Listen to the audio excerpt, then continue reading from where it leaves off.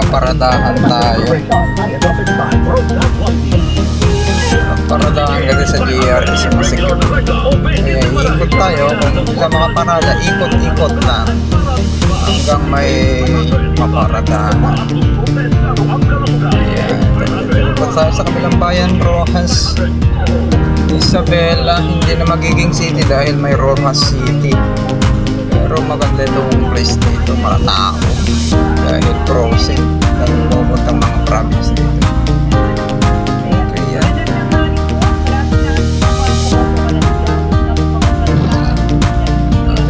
Paradahan tayo.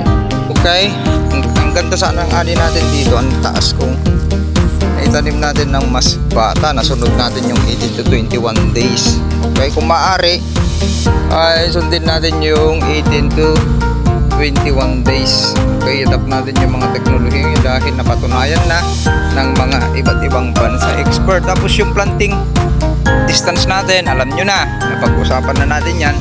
Kung hybrid po yan, bigyan nyo ng sapat na espasyo. Huwag nyong dikit-dikit dahil magbibigay din yan ng inbred na ani. Ganun po yun. Kung 15 by 15 po ninyo yan, pinasikip nyo parang sa partulina yan, pinagpan nyo, hindi lalaki ng tama.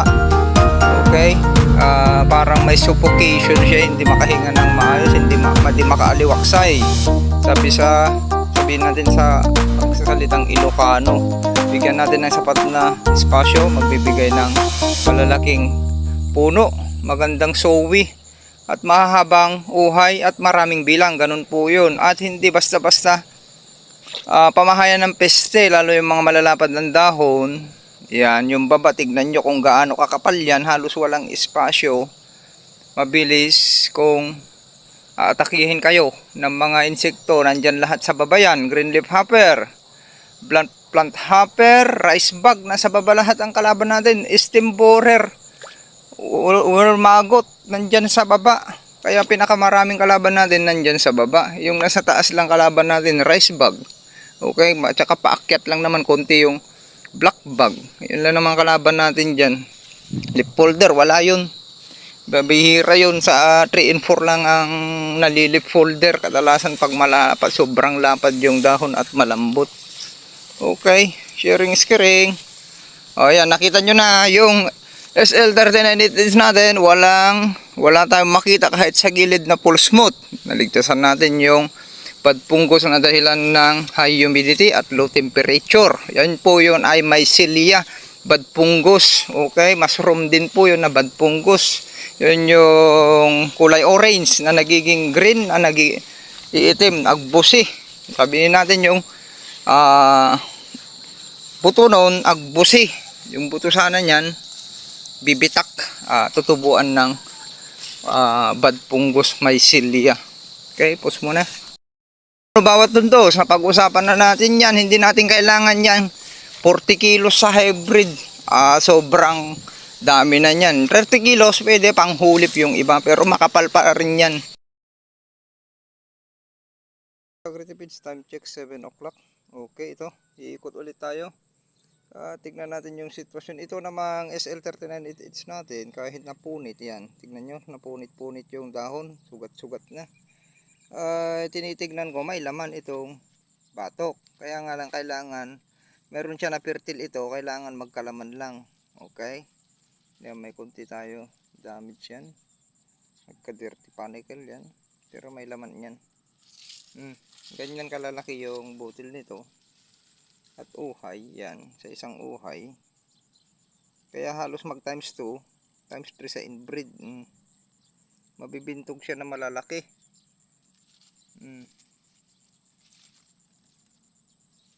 Yan, kabilis. Yung lang nagkalaman, may fertile yung kuwan natin, dulo, kailangan lang magkalaman na. Okay, yan, may sapat na tubig pa yung kuwan natin ilalim. Ayan, no, kabilis pa, hinog na. Tara, pasyalan natin yun nasa dulo, yung RC222, bago tayo aakyat papunta Madio Farm. Kunin natin yung mga biopesticide na ipapadala natin. Order ng Mindanao. Okay, ganun na lang yung mga ka-agritipage natin dyan na gustong mag-commission, mag-sideline. Okay, sa mga kakilala, end user, PM nyo lang ako. Ang laki oh. Mga end user, at magpa-reserve na rin kayo at padala natin. Yan, magpapadala tayo mamaya para isabay. Sinasabay ko kasi nga alam nyo naman nakikuan tayo sa GRS para makamura at mas makakuan din tayo, tawag doon, mas malis tayo sa expenses papadala. Okay, kaya pinagsasabay ko lang, sinasabay ko minsanan, nagpapadala. Ang ganda ng pagkahino, ang linis.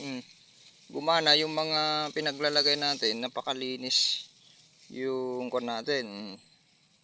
At pansin nyo, wala tayong rice bag na. Okay, yung foliar spraying natin dyan, biopesticide natin dyan, may epekto din nun, inubos. Hindi na nakapagparami, inubos yung mga itlog. Yan, nasa kabila na yung mga kon, kahit nag-spray na yan ng insecticide, kakabila lang.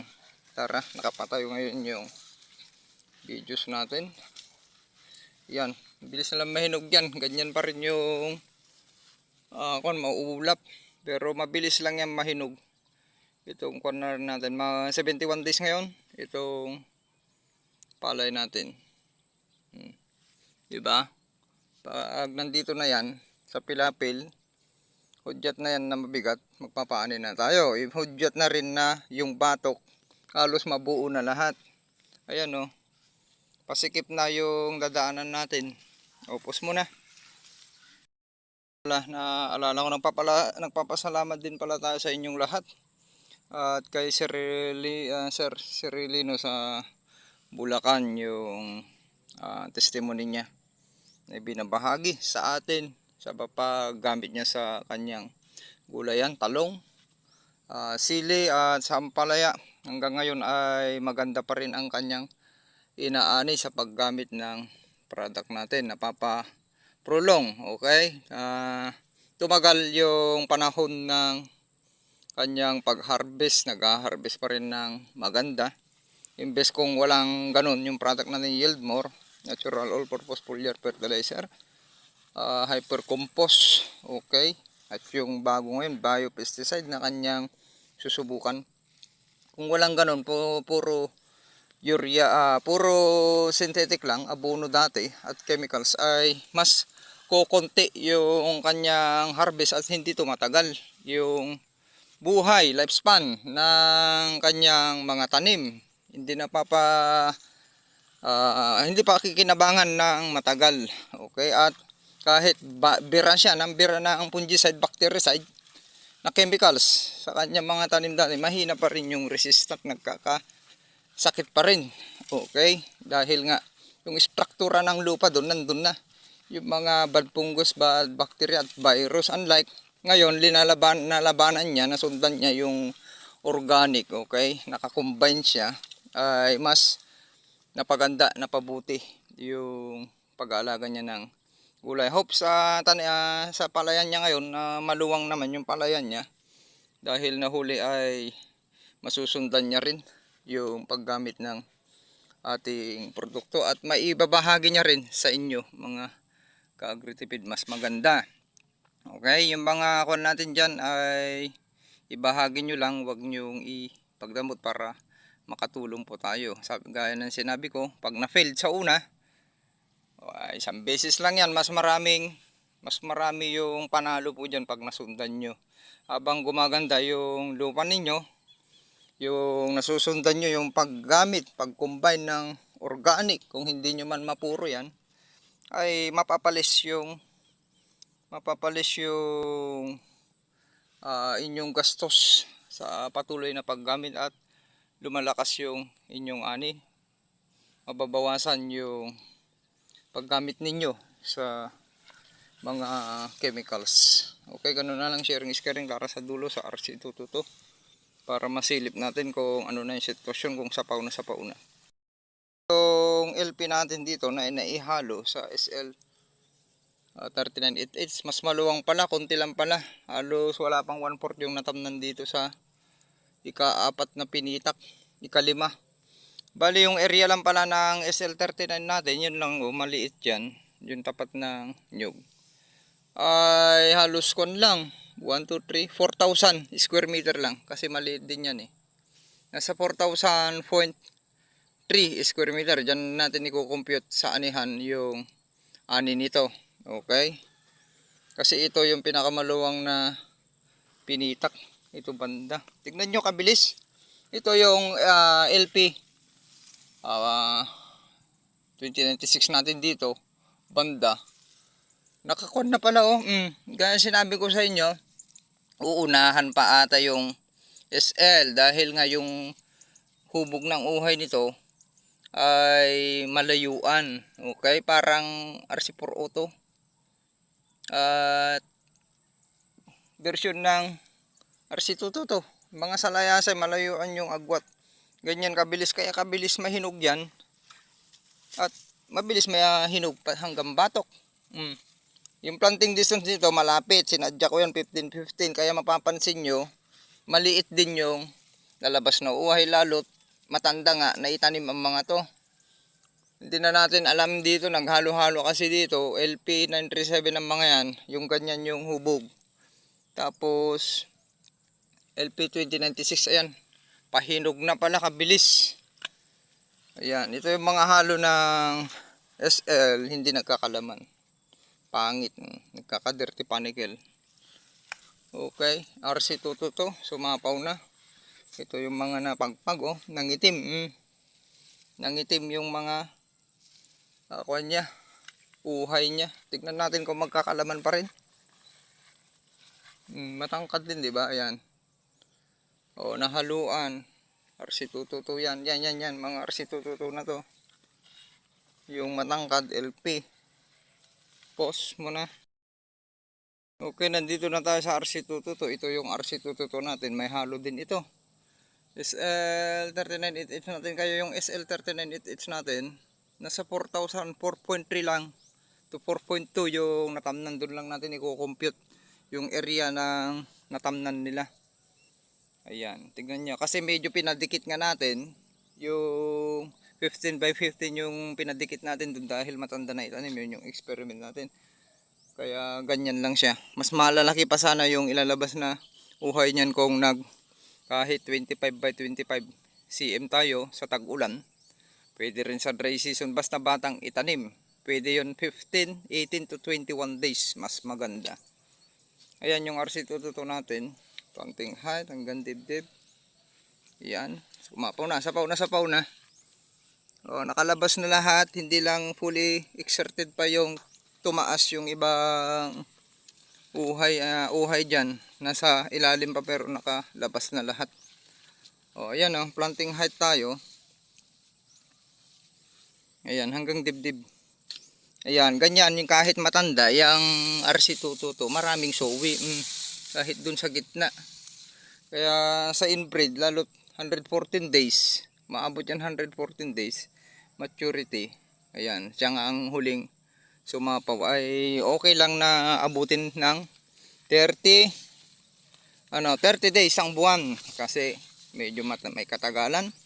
At malakas magsowi. Unlike sa hybrid kasi hindi pwedeng, kung maaari wag nyong pasaktan yung hybrid para maglalabas. Nandun naman yan sa instruction ng mga hybrid company noon pa. Noong unang inintroduce yung hybrid, nakalagay na yan, sinasabi na, pinapaseminar na wag pasaktan yung hybrid dahil alam na nila yan na talagang may hirapang magsowi. Sayang yung hindi mapasowi kasi sa transplant shock ng ugat. Masasaktan yung ugat, lalo't itong hybrid natin ay naitanim ng 30 days. Nabunot 29 days to 30. Nabunot yan kasi natapos na nagpatanim 31 days. Lagpas tuhod. Ganun na rin yung kahaba yung ugat nun kasi nahihirapan na talaga sila. Okay, paano pa kaya kung nag-recover ng 10 days? Wala na kayong makikitang ganyang karaming sowi pa. Buti na pasuwi pa natin. Ito yung RC2 na natin. Okay, ganun na lang, magkaaliwanagan tayo. Sa inbreed, pwede yan. Kung may 120 days maturity, 130 days, 115, sige, pwede yan. 1 month, ipatanim ninyo. Yung may kalakasan na So, pero kung may kahinaan yan, wag nyong gawin. Ipatanim na tumanda. Inabot ng isang buwan. Gawin ninyo, yun tama. 18 to 21 days. Okay yon. Ayan, tumataas pa. Yung palay natin. Ayan na yung RC222 natin. Kakapal pa yan kasi hindi pa nakataas yung ibang sowi. Yung gilid niyan hindi pa nakalabas. Siyempre mas mataas ang nitrogen sa gilid palagi. O ayan na yung RC222 natin. Magiging mature na yan kung nagkalaman. Kakapal pa yan pag nagkalaman. Ayan. Unlike dito sa katabi natin. Madalang. Yun yung mga napasaktan ng herbicide noon. Recover na. Okay. Sharing is caring. Taas natin. At paalis na rin tayo. Marami tayong gagawin.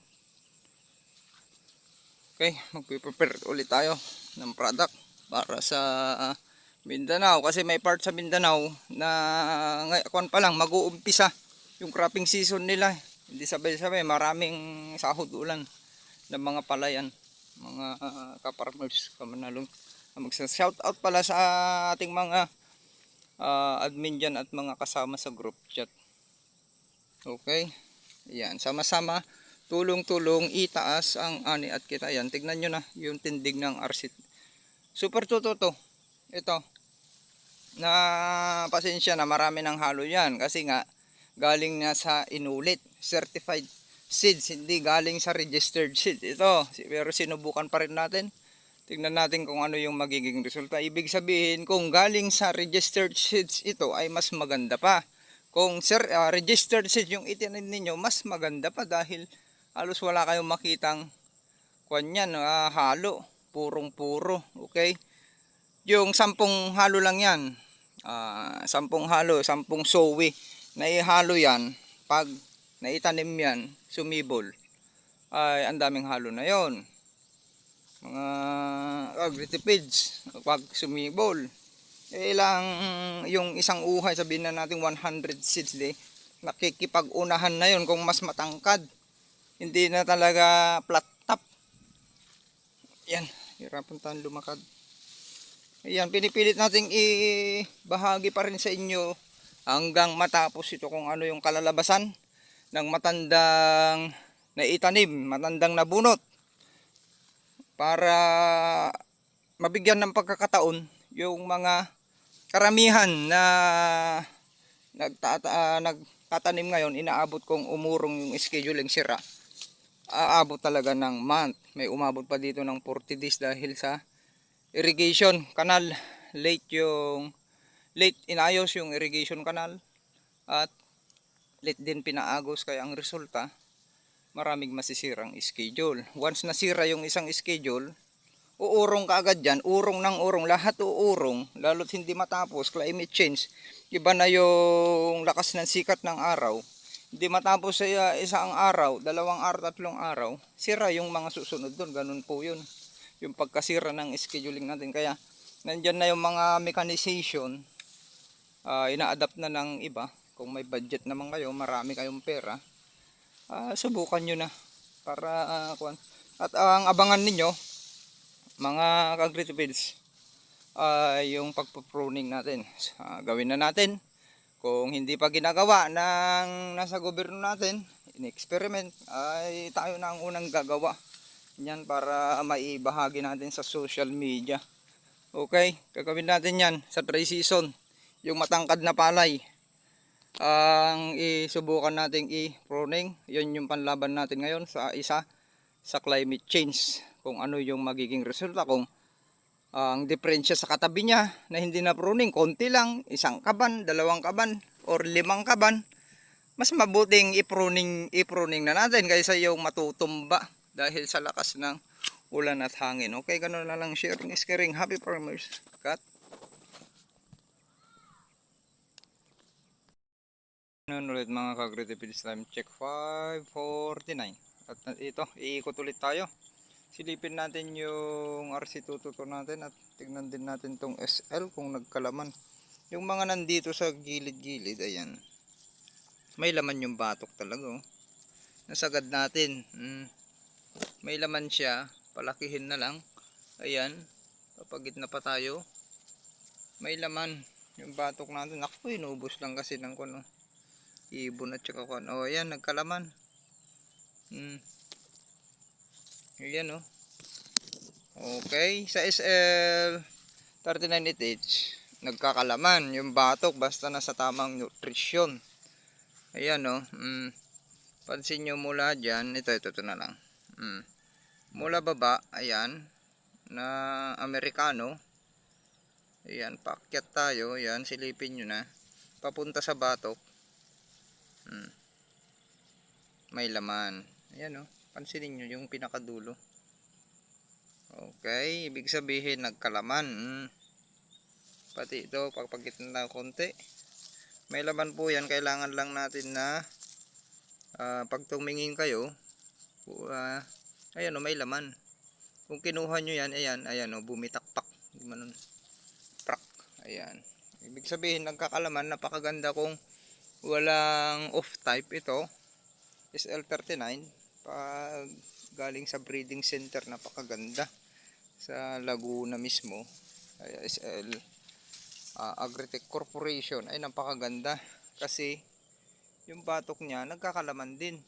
Okay, ayan, at least sa susunod alam nyo na yung tamang protocol. Sa Agritech PH, bigyan natin ng sapat na espasyo, tamang protocol. Okay, yung hybrid, kung makita nyo malalaki yung puno, ay kalakihan yung dahon, bigyan nyo ng sapat na protocol at bibigyan din kayo ng magandang uhay. Ayan o, sagad natin to. May sasagad natin ito talaga hanggang batok sa paggamit natin ng inorganic fertilizer sa combination natin at yung product ng Aggressive International Marketing Corporation na foliar spraying ng yield more. Ayan, natural all-purpose foliar fertilizer. Nasagad natin, no? Kahit papagit na tayo, kahit at least nasugat na yung dahon. Ano pa yung hypercompose at bio pesticide. Napakaganda, oh. Tignan nyo yung quality ng seeds, oh. Ang linis. Kaya ganun lang, tara doon sa RC222 para masilip nyo naman. Ayan, yun lang. Sinabi ko ulit sa inyo, matanda na itanim itong palay natin. Kung mas bata sana na itanim, yung nakikita nyong uhay dyan ay mas makapal na suwi sana. Ayan, no, Amerikano. Nasagad natin. Diba? Yung mga may SL39H dyan, si Admin Romel. Yun, maganda yung SL39H nun. Mas bata na itanim, mas makapal po yun pag nagkalaman at nagkauhay yung palay niya. Kalinis na ang kuwan natin, di ba? Remember, wala tayong ginamit dito na insecticide, na chemicals, pesticide, bactericide at fungicide, pero napapaganda pa rin natin yung ating tanim gamit yung product. Okay, mayroon tayong biopesticide ngayon na may plus plant booster at maganda po yung subukan ninyo. Ayan, okay, yan, shout out sa inyo lahat. Sana ay hindi dadapa yung palay ninyo. Yan, kunting panahon na lang, yung batok na lang yung pinapabuo natin. Mayroon pa tayo sa ibang sowi, mayroon pang natitirang 30%. Okay, yung iba 20%, yung iba hindi kasi sabay-sabay. Yung mga mayroon kasing off type. Tapos wala na tayo talagang tubig irrigation. Aasa na lang tayo, malambot pa yung ilalim niyan. Aasa tayo sa ayan, umulan kanina kahit ang mga katabi natin ay naabutan na, pati yung RC222 natin. Kaya mahirap din yung maraming variety mga ka-agritipeds. Kaya kung maaari, isa variety or dalawang variety tayo, kasi apat na variety sumablay yung iba. Yan, pasilip natin.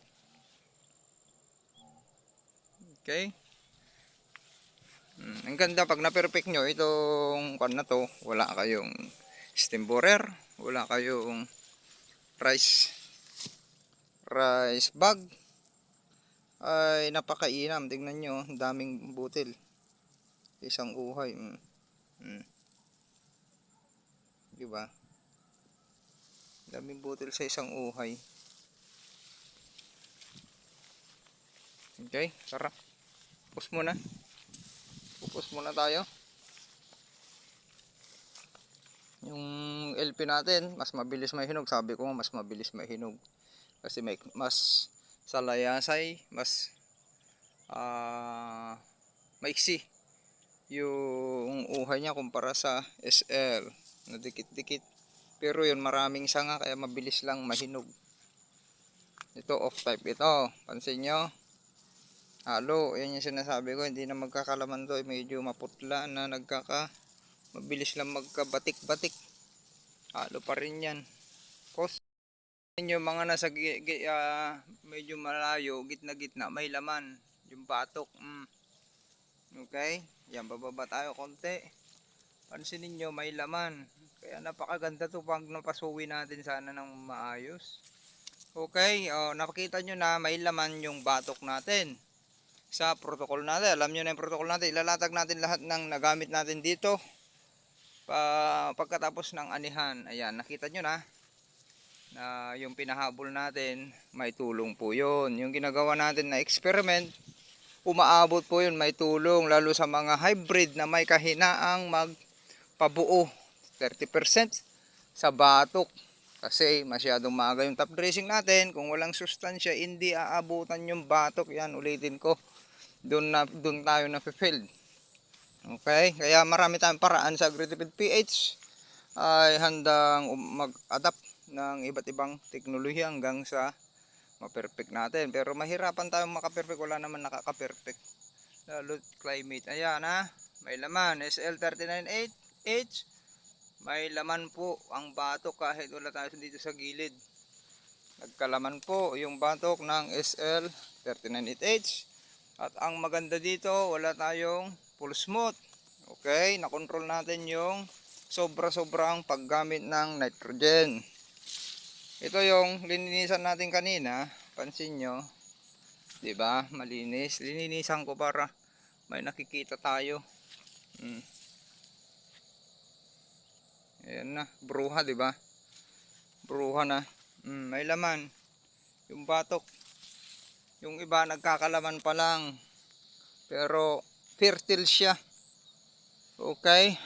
Ang ganda sana ng ani natin dito. Ang taas kung naitanim natin ng mas bata. Nasunod natin yung 18 to 21 days. Okay? Kung maaari, ay sundin natin yung 18 to 21 days. Okay? Adapt natin yung mga teknolohiya dahil napatunayan na ng mga iba't ibang bansa expert. Tapos yung planting distance natin, alam nyo na, napag-usapan na natin yan.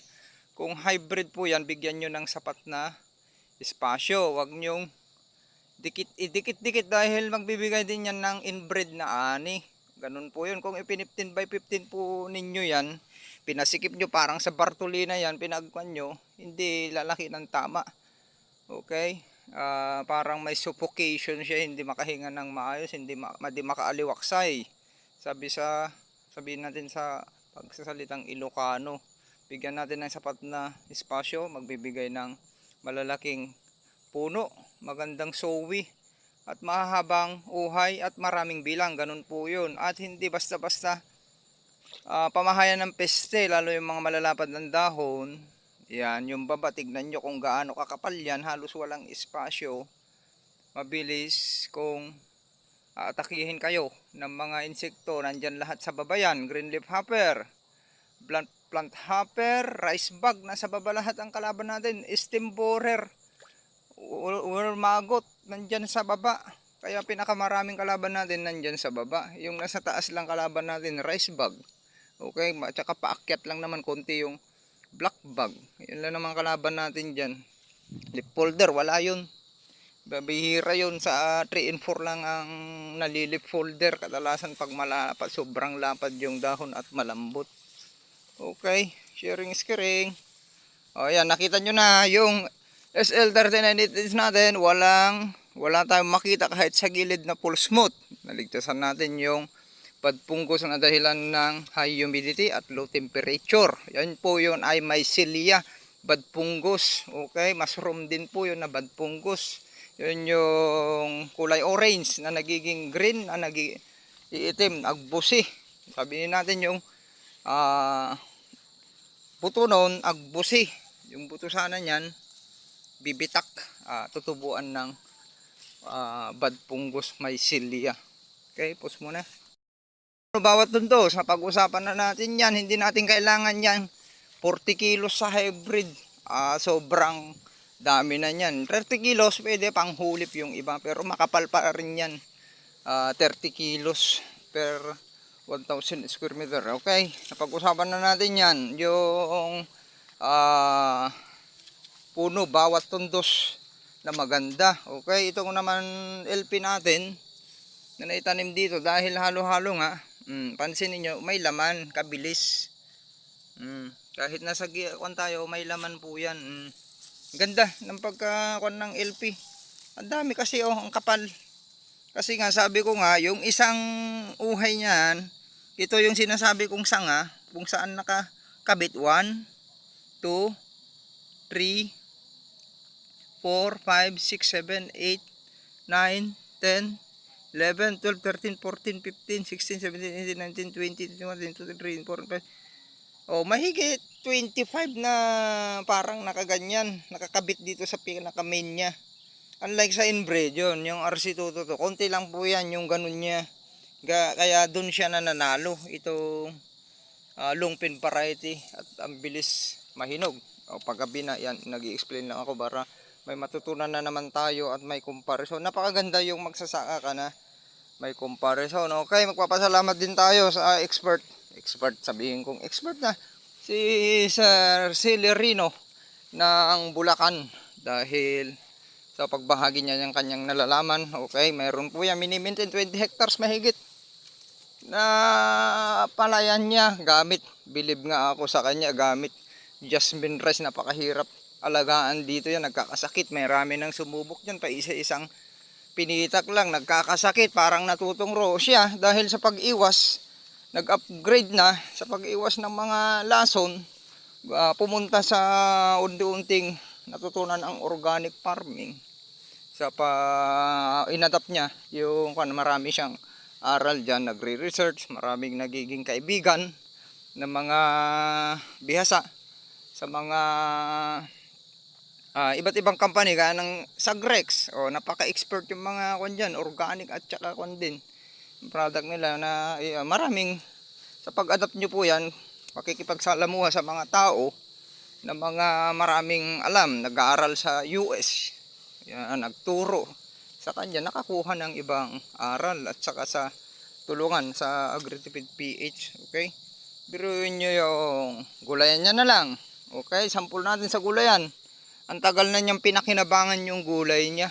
At hanggang ngayon, siyempre ang farming ay continuous learning process. Hanggang matuto ka. Sabi nga nila, sabi natin, yung pinaka-best teachers ay yung sarili mo. Actual, yung pinaka-best teacher, research. Ayan, basa, give and take. Kumuha ka ng aral at i-apply mo hanggang makuha mo yung tamang timpla. Sabi nga nila, yung masarap na timpla. RC222 natin. Planting height tayo dito na lang sa butil niya. Hanggang dibdib po. Pero yung butil natin, ewan ko kung karakteristik ng butil ito. Tingnan nyo, may iti ng itim. Dito sa katabi rin natin, RC222, may itim din. Ayan, nasa flowering stage tayo. Ayan bumuka. Yan.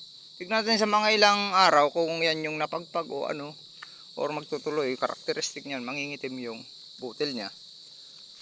Tapos pag nahinog na ay pabalik sa pagka ganda. Yan RC222 natin, sapaw na. Ganyan sa kakapal. Ang diferensya ngayon, nakikita ko, tignan natin kung lalaki na yung butil nito at mahinog. Marami naman tayong halos 222. Karamihang tanim dito, 99% 222 ang tanim dito sa barangay, kahit sa ibang barangay. Bihira ang nag-hybrid sa wheat season kasi takot sila.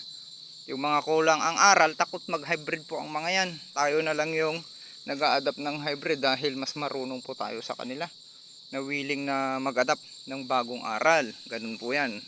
Mga open-minded sa iba't ibang teknolohiya. Ayan, ganyan kakapal yung RC222 natin. Sumapaw na lahat. Sabi ko nga sa inyo, hindi pa nakaangat yung iba. Pag umangat yan, hindi mo na mahulog